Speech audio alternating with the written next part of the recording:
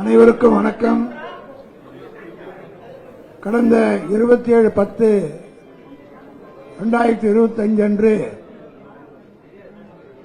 அண்ணா அறிவாலயத்தில் நடைபெற்ற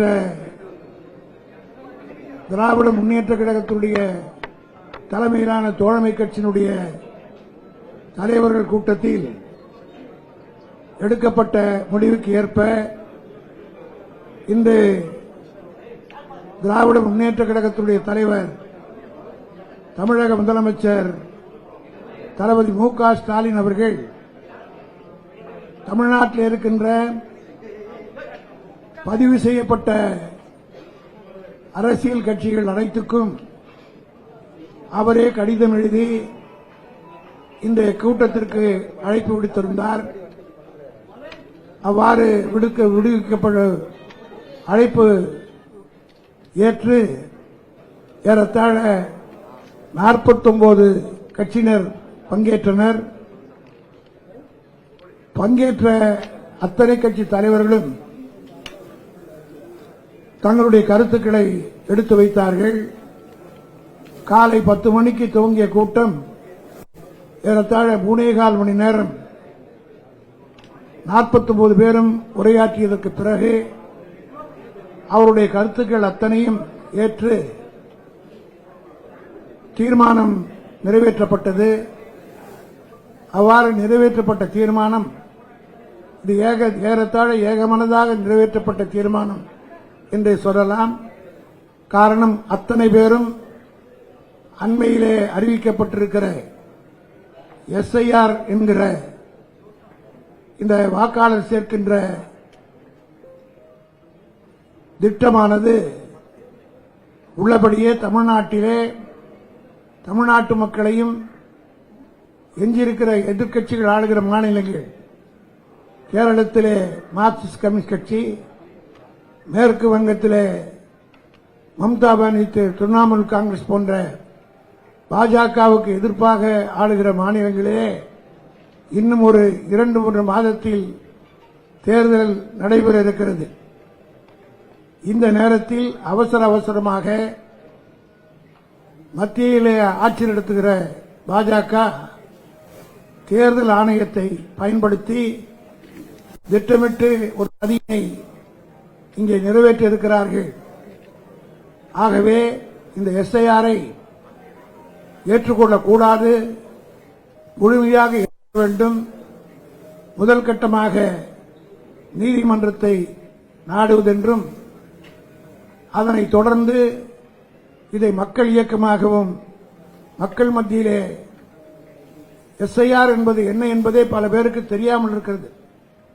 இதனுடைய பின்விளைவுகள் என்ன, இது என்னெல்லாம் நடக்கும் என்பதற்கு குறிப்பாக டெல்லியிலே நடைபெற்ற சட்டமன்ற தேர்தலில் ஆம் ஆத்மி கட்சியை சார்ந்தவர் புள்ளிவிவரத்தோடு சொன்னார்.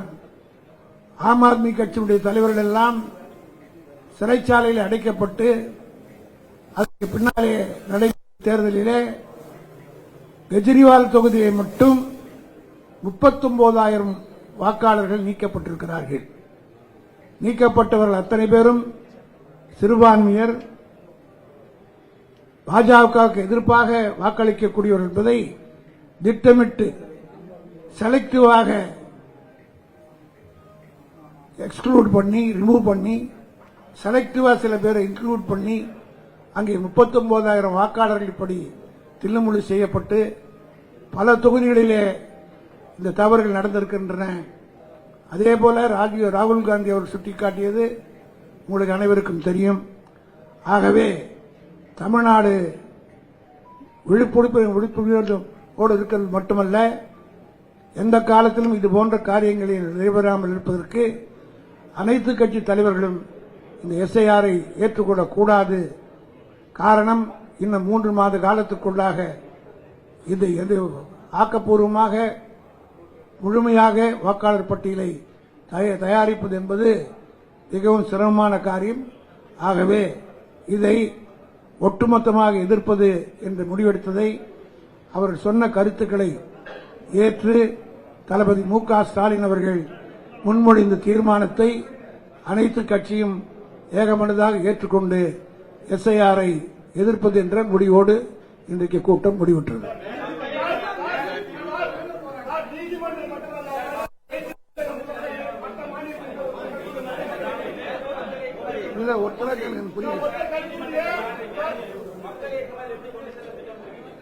முதலில் விழிப்புணர்ச்சி ஏற்படுத்த வேண்டும். எஸ்ஐஆர் என்றாலே என்ன என்று தெரியவில்லை பாதி பேருக்கு. அது மட்டுமல்ல, இந்த எஸ்ஐஆர் நடத்தப்பட்ட நேரத்தில் நியூ டெல்லி அதாவது டெல்லியிலே நடைபெற்ற சட்டமன்ற தேர்தலில், அதேபோல மகாராஷ்டிராவில், பீகாரிலே என்னெல்லாம் நடந்தது, இதையெல்லாம் பொதுமக்கள் மத்தியிற்கு ஆதாரத்தோடு எடுத்து விளக்கப் போகிறோம். இன்றைக்கு கெஜ்ரிவாலுக்கு ஏற்பட்ட கதி, அதேபோல பீகாரிலே அவர்களுக்கு ஏற்பட்டிருக்கிற நிதி, இதெல்லாம் தமிழ்நாட்டுக்கு திட்டமிட்டு இந்த எஸ்ஐஆர் என்பது வாக்காளர்களை சேர்ப்பதற்காக அல்ல, குறிப்பிட்ட சில பேரை வாக்காளர் பட்டியலிருந்து நீக்குவதற்கான சதி. ஒத்த கருத்துடைய மற்ற மாநில முதல்வர்களை அது அனைத்து தோழமை கட்சிகள் கூட்டம் விரைவில் கூட்டி அது அவர்கள் என்ன முடிவெடுக்கிறார்களோ அதற்கேற்ற போது தளபதி அவர்கள் முடிவெடுப்பார்கள்.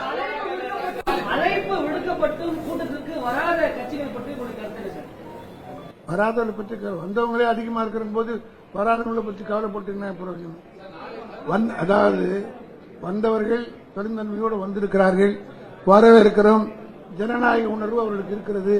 மற்றவர்கள் ஏதோ தனிப்பட்ட காரணங்களுக்காக பயந்து கொண்டு வெளிப்படை எம்பானி பயந்தாங்கொழிகள் வரவில்லை, வீரர்கள் வந்தார்கள். எஸ்ஐஆர் என்ற பேர்ல குடியுரிமை திருத்த சட்டத்தை இந்த அரசு மறைமுகமாக இது வேற நத்திங், வேறு நேரடியாக செய்ய முடியாததை மறைமுகமாக செய்ய போகிறார் என்பதுதான் எல்லாருடைய கருத்தும்.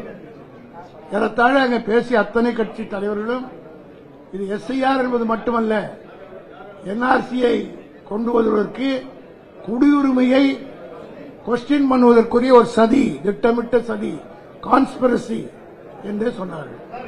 ஏற்கனவே சுப்ரீம் கோர்ட்ல இந்த வழக்கு இருக்கு, அதுல ஆதாரம் எடுத்துக்க சொன்னாங்க. ஆனா அதையே பிரதான ஆவணமா தேர்தல் ஆணையம் கையில எடுத்துக்கல. அப்படி இருக்கிறப்ப நீங்க மீண்டும் நீதிமன்றம் போங்க அப்படின்னு சொல்றது என்ன வகையான தீர்வு தரும்?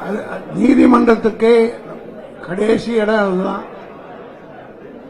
அந்த நீதிமன்றத்தின் மூலமாகத்தான் நாம் எதையும் தீர்க்க முடியும். ஆகவே நீதிமன்றத்தின் மீது எங்களுக்கு நம்பிக்கை உண்டு.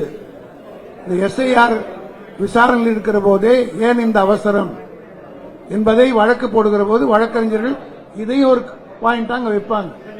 When the case is pending before the Supreme Court, what is the urgency for the Election Commission to implement it in wherever elections are going to happen within 4 or 5 months? What is the urgency?